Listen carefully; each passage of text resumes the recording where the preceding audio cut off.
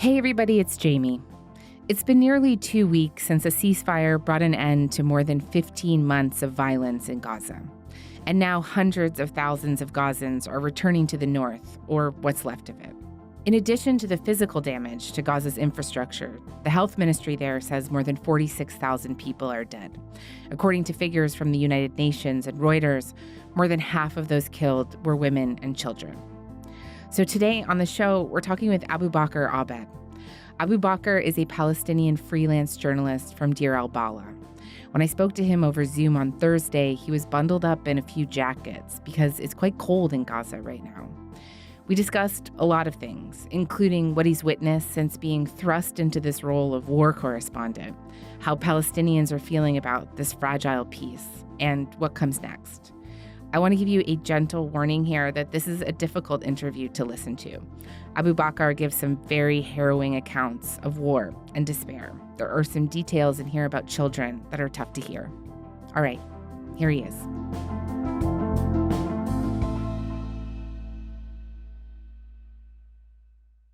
Abu Bakr, I want to thank you so much for being with me today. You're so welcome. It's my pleasure to be here. So in the hours following the ceasefire, there were scenes of jubilation, right? Really, as people on the ground started to come to terms with what an end to violence was going to mean for them. And can you just take me to that day on the ground? What were you seeing and hearing from people when the ceasefire was announced? Everyone was playing the drums. Everyone was chanting in the streets. Everyone was singing.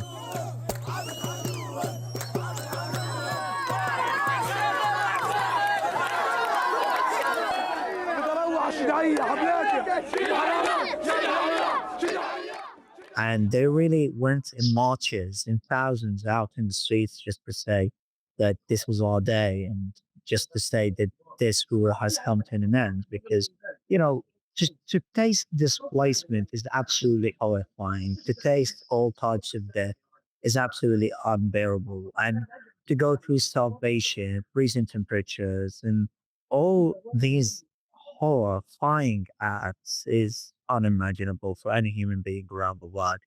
And it was very hard to speak to any glimmer of hope. But we, as Palestinians in particular, when I talk about myself, I just said to myself from the start that whatever happened, and despite the fact that I lost many of my family members, many of my friends and colleagues, I just clung onto a source of hope that I kept inside me. And yes, in the end, we were happy that this ended. We know that there are a lot of questions over this ceasefire deal, and we don't know if it will hold or not. But until now, things are going well. But yet, we are still suffering. The humanitarian situation has not improved totally.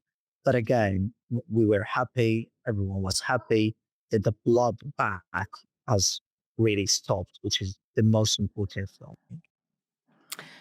Abu Bakr, I want to say how sorry I am to hear that you lost family members and friends. I'm really, really sorry to hear that.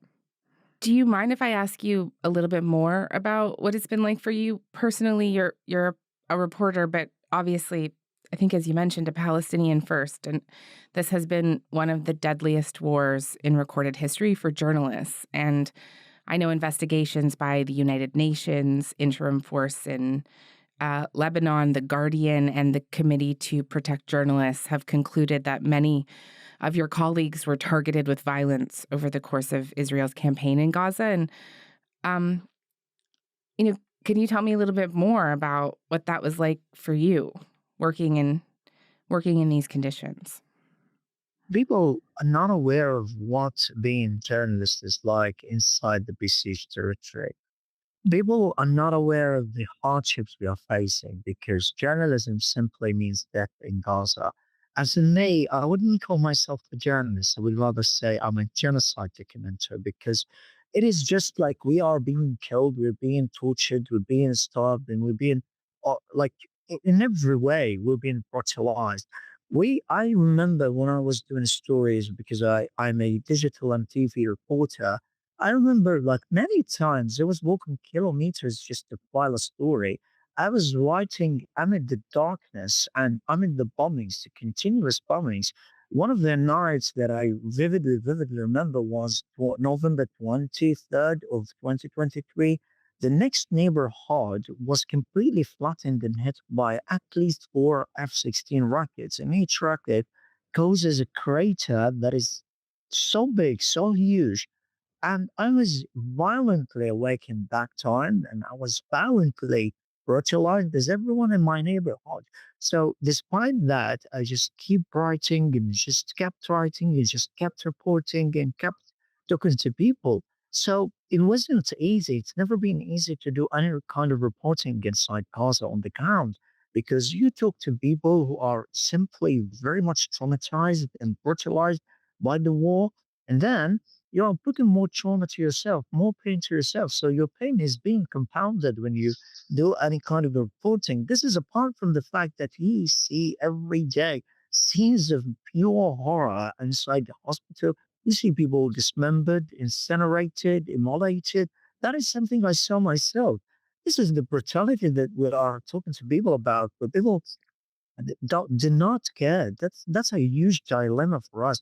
It's very frustrating when we see human beings like us. We are of the same composition, of the same human composition, but then we had to go through all of this, all these episodes of horror and terror, just to let people know that we are being killed and we are being genocided here in Gaza. So it was a big problem that you are doing this reporting and you know that you might be the next target. This is also, as you said, in addition to mourning the death of more than 200 journalists in Gaza. And so it's a frustrating and it is very, very heart-wrenching. I wonder if I could ask you, I have watched you and your colleagues report over the last year with an immeasurable amount of bravery and grace. And where does it come from? How do you do it? Because it's our homeland. It's our homeland. It's our duty. Like, I know that at any point I will be bombed. I know I'll be targeted.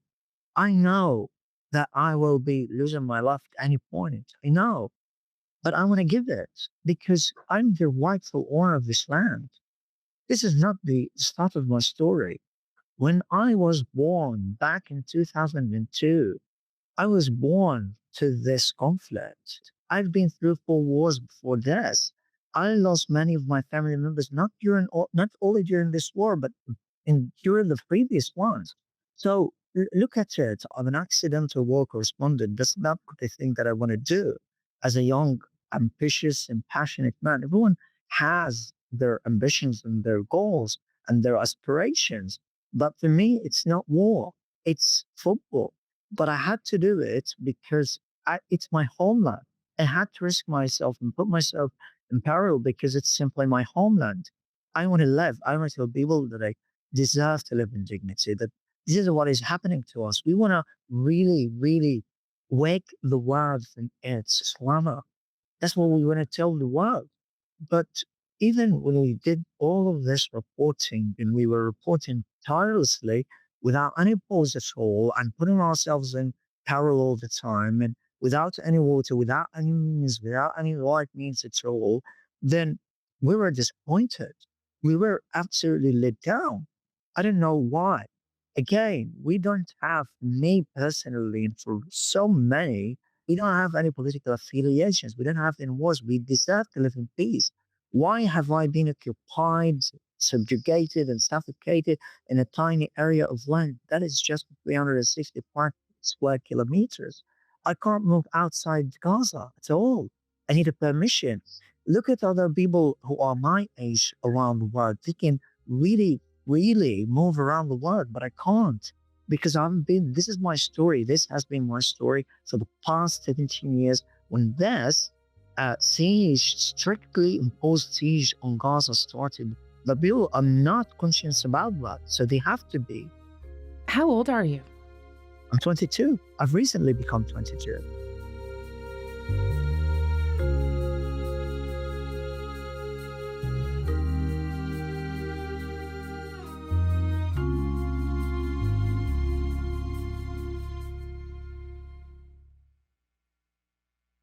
Have you heard much debate or discussion about the nature of the deal, about the terms of the arrangement or the politics behind it? Or are people there just happy that any agreement was struck and maybe less interested and invested in the details of it? They were, again, the most important thing for them was that they would not have to endure more losses and that this bloodbath stopped. That is the most important.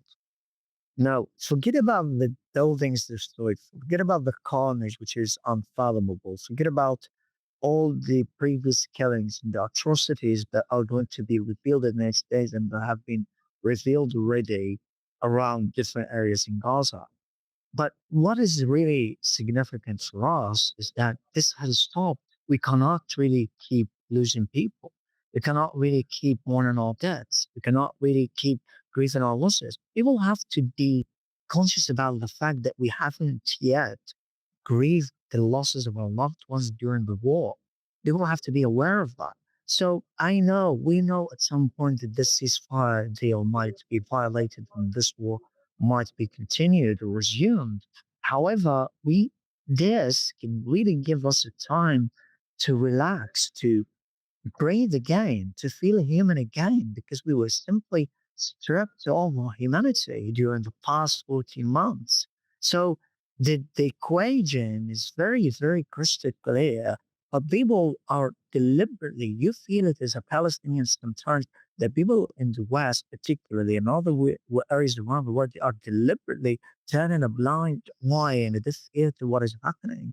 This is absolutely unacceptable. I don't know why this is happening, but again, this ceasefire deal can bring a huge source of relief and reprieve and respite from what has been happening because people need time to recover, to rehabilitate, and also to forget about the pain that they had to endure.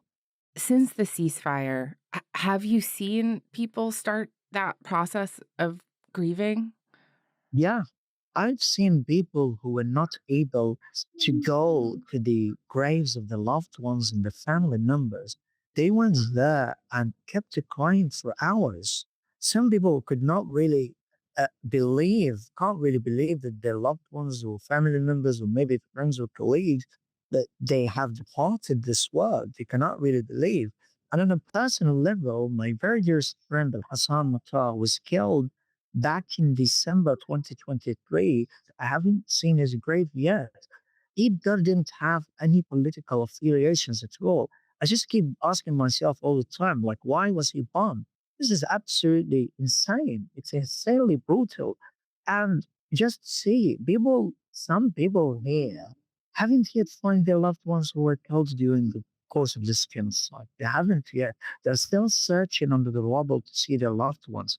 I talk to people from different areas and I saw scenes myself of people who are really retrieving skulls, jaws, hands, fingers, limbs from under the rubble of their loved ones and their family members who have been killed during the past 14 months, particularly around the Mediterranean corridor, this corridor which has been debated over by the two sides.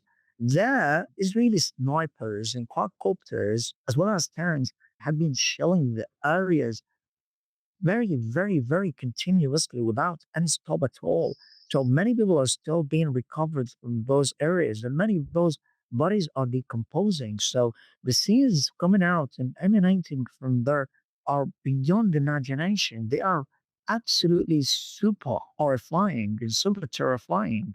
I saw today, I saw one of the young men who returned to their home in Gaza, to his home in Gaza, and he found his sister was killed probably some months ago in his home, and he just found the lower jaw of her, only that. So he took it and took it to the graveyard and put it there Oh along with her body. So my god. what is that? Um, Sorry, that was really, difficult to hear. It's fine. Look, I don't want you to care. We are hopeful. But we want to tell you what has been happening for us, although we're not a party. We haven't been a party to this war.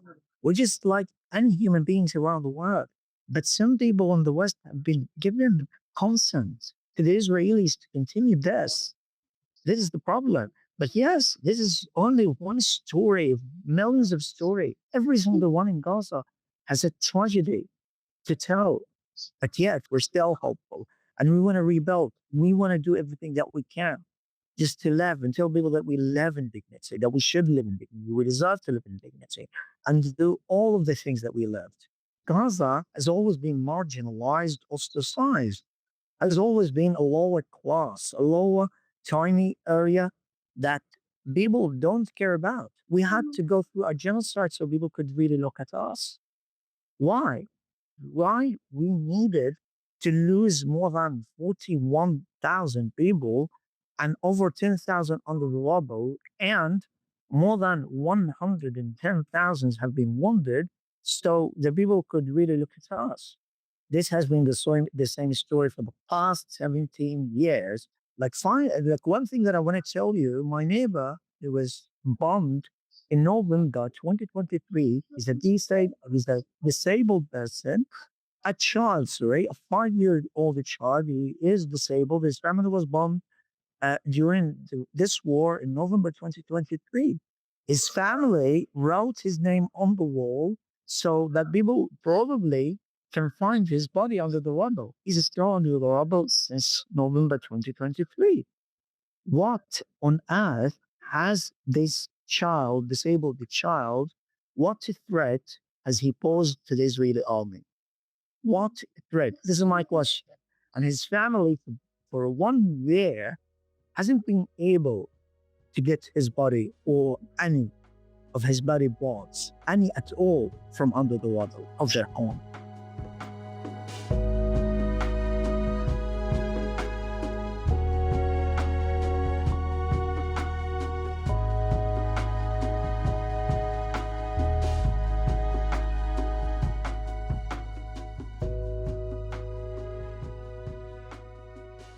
I have been watching people make the journey back to their homes in the north, like watching images and videos of them. And as you've mentioned, the UN estimates that around 66% of the physical infrastructure of Gaza has been damaged or destroyed. Much of the worst destruction is in the north. And for those people, what are they returning to today? And without water and food and medicine and shelter, how are people able to make this trip home that I've been watching? How are they able to live on the ruins of their former homes?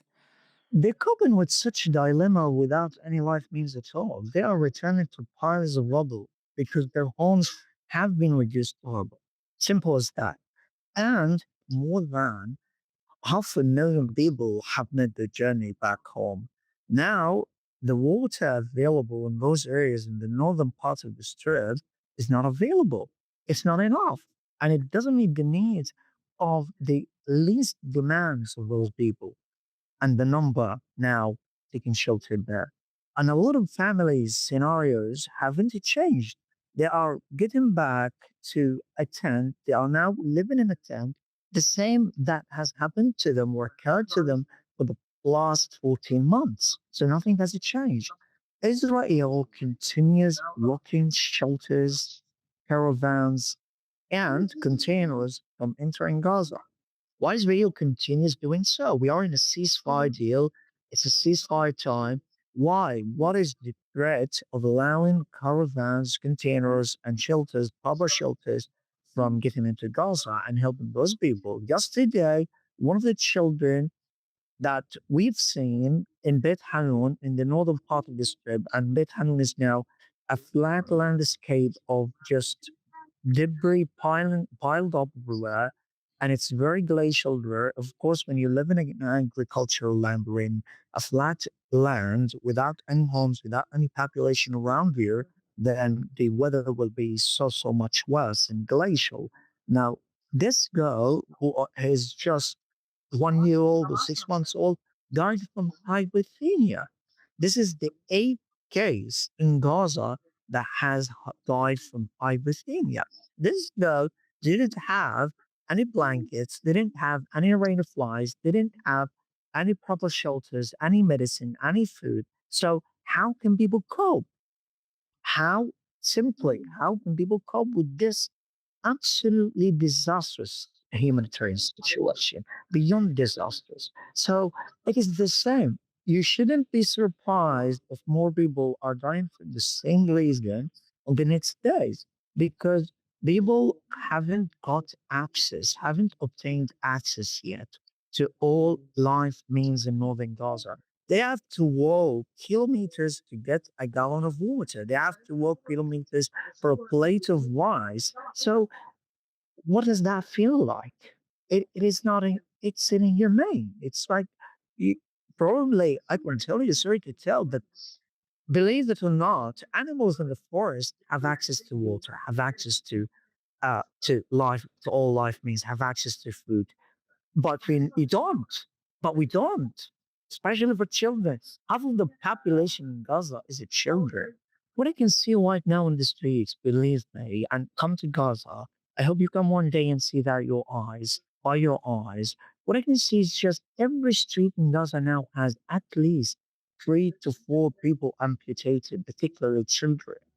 It's a whole generation of amputees that is co-authored by the US, that is co-authored by Israel, and its intent of just genocide and exterminating a whole population. They will have to be aware of that. Simple as that.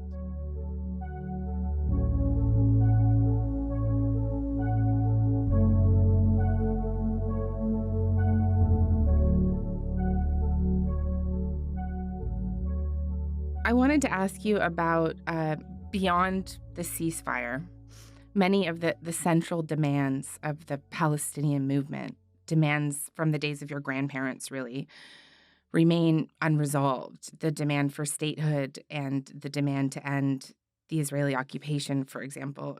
In terms of many of the longer term goals of the Palestinian movement, how likely or achievable are these in the eyes of many that you've been talking to on the ground lately?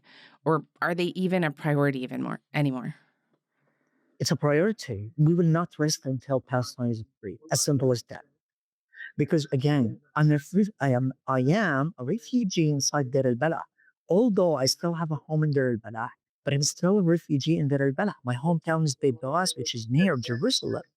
That is the area or the hometown that I haven't seen in my life, that my grandparents were expelled from, that my parents haven't seen ever in their lives. This is what I'm here for. This is what I'm struggling for. I'm fighting back against war. But again, we will not rest. We are the younger generation that are going to fight at full power and with everything we can until we see Palestine free. Abu Bakr, can I ask you, how are people on the ground there thinking about their relationship with Hamas? Again, most people here in Gaza don't have any political affiliation. Now we know that Israel is the main reason behind us having. I told you from the start that who destroyed people's houses? Is it Hamas? No, it's not Hamas. It's Israel. Who bombed my neighbor? It's Israel. Who really made me or obliged me to go through starvation? It's Israel. It's not Hamas. It's not really logical, and it's not under the international law regulations that you put or you apply a collective punishment strategy on a population that half of which is its children, for an action that a few people of the population has done. So for me, I don't have any political affiliations. Why I lost my family members? Why did I lose my entire year spring? Why I did I or where was I subjected to all of this? The same for thousands, for many. You cannot really blame or punish others for something a few people have done. So it's not about Hamas or any political parties. It's about Palestine and Israel. If this is a war against Hamas, why all those children have been killed?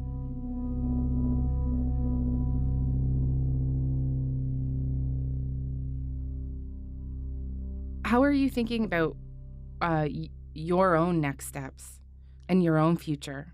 That's a really good question. And honestly, as I said, because the next World Cup is going to be in your homeland, in Canada, the United States, and Mexico. And I told you from the start that I'm a football reporter and commentator. That's what I've been doing all the time. But I was evolved into more of a war correspondent because it's my homeland, it's my hometown, it's Gaza, it's a part of my heart, it's my heart really. So I was evolved into this to do the reporting and really convey the message to my people. So the first thing that I'm really looking for is to rebuild my future and really direct my compass into to this football reporting, and hopefully I can really, I can really do the reporting that I've always been desiring, particularly about the World Cup. I was actually devastated that I didn't attend the previous World Cup or even do any reporting about it in Qatar, although it was an Arab country. But this time, I hope that I will have the chance to go and do the football reporting and forget about the war reporting completely, and just be in Canada, be in those countries, and just do what I love because I deserve to do what I love. So I really hope to become or to forget about the war reporting and go for the football reporting, and hopefully I can be in the United States, Canada, and Mexico for the next World Cup in 2026. That's going to be a dream. That's going to be my ultimate dream, to be honest. And I think, given my what I've been doing, particularly during the war, I've also been reporting on the murder of my homeland players. More than 370 players have been killed in Gaza. Almost all stadiums, only one stadium is still standing, which is the Al Stadium in Deir al-Balah. So it's not what I wanted to do, reporting on the murder of my football players or on my homeland football players or on the massive destruction of football facilities here. It's not what I wanted. But what I want is to be standing in a football pitch and see the players playing and really cheering at the top of my lungs for the players, for everyone, for the teams that I love. Abu Bakr, I want to thank you so much for this. Yes, I will. Thank you.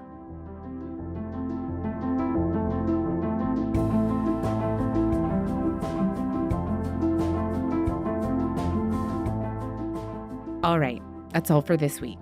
Front Burner was produced this week by Ali Janes, Matt Omha, Kieran Oudstorn, Lauren Donnelly, Mackenzie Cameron, and Marco Luciano. Music is by Joseph Shabison. Our senior producer is Elaine Chow. Our executive producer is Nick McCabe-Locos, and I'm Jamie Poisson. Thanks so much for listening, and we'll talk to you next week.